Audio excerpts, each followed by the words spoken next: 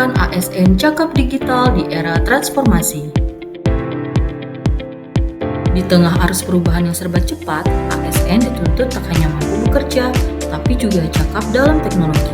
Literasi digital bukan lagi pelengkap, melainkan kunci utama menuju pelayanan publik yang efisien, transparan, dan adaptif. Inilah langkah kami untuk mewujudkan ASN yang siap di era transformasi. Teman-teman, ada yang tahu nggak literasi digital itu apa? Literasi digital ialah kemampuan untuk menggunakan teknologi informasi dan komunikasi untuk menemukan, mengevaluasi, membuat, dan mengkomunikasikan informasi yang membutuhkan kecakapan teknis dan kognitif. Ada beberapa alasan mengapa literasi digital itu menjadi sangat penting. Dikarenakan di era modern yang dibanjiri informasi, literasi digital bukan lagi sebuah pilihan, melainkan kebutuhan fundamental. Ledakan informasi. Kita menerima informasi dari berbagai sumber setiap detiknya. Literasi digital membantu kita untuk memilah, menyaring, dan mengevaluasi mana informasi yang akurat dan mana yang tidak benar. Keamanan diri. Dunia digital memiliki risiko seperti penipuan online, perundungan cyber, dan pencurian data pribadi. Literasi digital membekali kita dengan pengetahuan dan melindungi diri dari ancaman-ancaman tersebut. Partisipasi penuh. Hampir semua aspek kehidupan mulai dari pendidikan, pekerjaan, perbankan, hingga interaksi sosial kini terhubung dengan dunia digital. Tanpa literasi digital, seseorang akan kesulitan untuk berpartisipasi secara penuh dalam masyarakat modern. Membuka peluang. Kemampuan digital yang baik membuka banyak peluang baru, baik dalam karir, bisnis, maupun ekspresi kreatif. Komponen utama literasi digital ialah kecakapan digital adalah pilar paling dasar, yaitu kemampuan untuk mengetahui, memahami, dan menggunakan hardware dan software. Contohnya seperti menggunakan smartphone, menggunakan Google, mengirim email, menggunakan aplikasi media sosial, dan melakukan transaksi di e-commerce.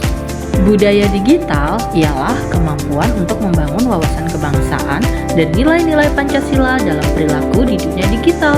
Ini tentang menjadi warga negara yang baik di ruang maya. Contohnya seperti menggunakan media sosial untuk mempromosikan budaya lokal, menghargai perbedaan pendapat dalam diskusi online, dan tidak menyebarkan konten yang memecah belah bangsa. Etika digital ialah kemampuan untuk mengembangkan tata kelola etika saat berinteraksi di dunia digital. Ini berfokus pada perilaku yang baik dan benar. Contohnya, tidak melakukan cyberbullying, tidak menyebarkan hate comment, meminta izin sebelum mengunggah foto orang lain, dan menghargai privasi orang lain. Keamanan digital ialah kemampuan untuk mengenali, melindungi diri, dan menjaga keamanan data di dunia digital. Contohnya ialah membuat kata sandi yang kuat dan unik, tidak sembarangan mengklik tautan mencurigakan, melindungi data pribadi, dan memahami jejak digital yang kita tinggalkan.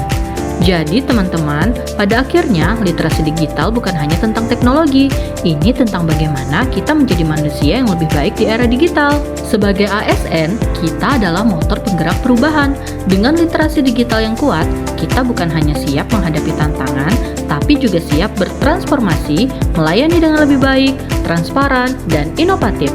Bersama kita bangun negeri ini menjadi lebih maju dan berdaya saing di era digital. Mari jadi ASN yang cerdas, adaptif, dan berdedikasi untuk Indonesia yang lebih baik. Pemerintah Kabupaten Kota Waringin Timur pun terus berupaya meningkatkan kualitas pelayanan publik yang berlandaskan 4 komponen utama literasi digital untuk mendorong terwujudnya tata kelola pemerintahan yang efisien, transparan, dan berbasis digital. Beberapa bentuk digitalisasi pelayanan publik yang telah atau sedang diterapkan di lingkungan pemerintah Kota Waringin Timur yaitu sistem administrasi kependudukan digital. Melalui layanan berbasis daring dari Disduk Capil, masyarakat kini dapat mendaftar pembuatan KTP elektronik, kartu keluarga, akta kelahiran, dan akta kematian secara online, dan menerima dokumen dalam bentuk digital yang sudah ditandatangani secara elektronik. Sistem informasi kesehatan terpadu.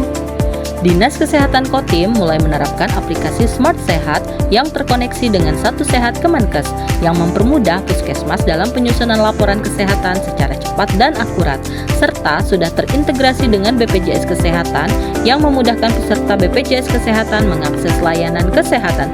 Tak hanya itu, implementasi sistem antrian online menggunakan mobile JKN juga telah menjadi bagian dari Smart Sehat, mempermudah masyarakat dalam mendaftar antrian secara online melalui aplikasi mobile JKN.